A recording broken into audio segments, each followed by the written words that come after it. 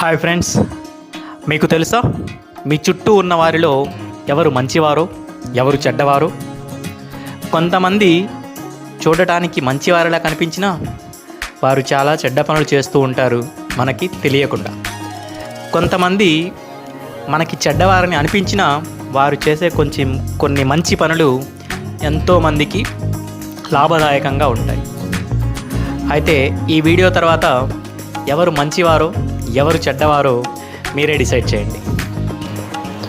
ఒక రాజు తన రాజ్యాధికారాన్ని కాపాడుకోవడం కోసం మరియు ఆ రాజ్యం యొక్క ప్రజల యొక్క సంక్షేమం కోసం మరియు శత్రు దేశాల నుంచి తన రాజ్యాన్ని కాపాడుకోవడం కోసం కూడా తను చాలా క్రూరంగా ప్రవర్తించేవాడు. He behaves like a very cruel man.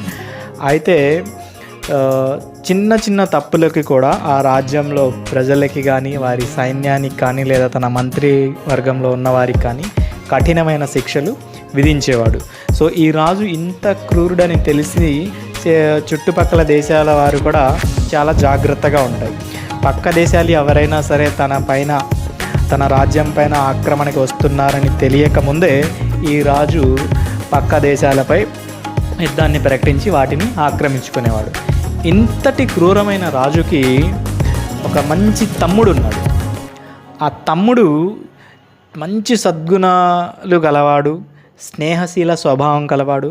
అందరితో, రాజ్యంలో ప్రజలందరితో మరియు ఆ రాజ్యంలో ఉన్న మంత్రివర్గంతో కానీ సైన్యంతో కానీ అందరితో చాలా బాగా బిహేవ్ చేసేవాడు అండ్ చాలా హానెస్ట్ పర్సన్ అన్నమాట. అయితే ఈ రాజు ఏం చేస్తాడంటే తన తమ్ముడి కోసం తన రాజ్యానికి కొంచెం దగ్గరలో ఉన్న వేరొక రాజ్యాన్ని ఆక్రమించి ఆ తమ్ముడికి ఆ రాజ్యానికి రాజుగా పట్టాభిషేకం చేస్తాడు. అయితే ఈ తమ్ముడైనటువంటి రాజు ఆ రాజ్యానికి రాజు అయిన తర్వాత తనకున్న సద్గుణాలతో తన యొక్క మంచి స్నేహశీల స్వభావంతో ఆ రాజ్యంలోని ప్రజలందరికీ ఈ మంచి సద్గుణాలు నేర్పించడం వల్ల ఆ రాజ్యాన్ని అభివృద్ధి చేస్తాడు. చాలా బాగా అభివృద్ధి చేస్తాడు. రాజ్యం సిరి సంపదలతో మెలిగిపోతుంది. అలాగే తన రాజ్యం యొక్క పవర్ కూడా బాగా పెంచుకుంటాడు. అంటే తన సైన్యంలో ఎక్కువ మందిని తీసుకోవటం, చాలామంది సైన్యంలో చేరటం, అట్లా తన రాజ్యం సుస్థిరంగా మంచి అభివృద్ధి పదంలో సాగుతూ ఉంటుంది అన్నమాట. అయితే ఆల్ ఆఫ్ సడన్ ఏమవుతుందంటే ఆ క్రూరుడైన అన్నరాజు ఉన్నాడు కదా, ఆల్ ఆఫ్ సడన్ ఒకరోజు ఈ తమ్ముడు రాజ్యం పైన అటాక్ చేసి తన సైనికుల్లోని కొంతమంది సైనికుల్ని, తమ్ముడు రాజ్యంలో ఉన్న సైనికుల్ని కొంతమందిని చంపేస్తాడు.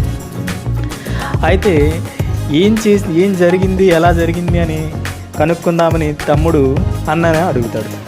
ఎందుకు అటాక్ చేసి ఆ సైనికుల్ని చంపారంటే అప్పుడు అన్న రాజు చెప్తాడు, నీ సైన్యంలో నీ మంచిదనాన్ని తెలుసుకొని నీ సైన్యంలో శత్రు దేశాల నుంచి కొంతమంది చేరి నీ రాజ్యాన్ని ఆక్రమించాలనే పథకాలు వాళ్ళు పన్నుతున్నారు.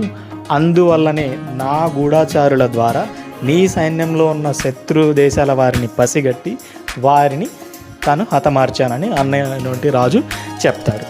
సో దీనిని బట్టి ఇప్పుడు మనకి ఏమర్థమవుతుందంటే అన్నరాజు చాలా క్రూరుడని మనం అనుకున్నాం.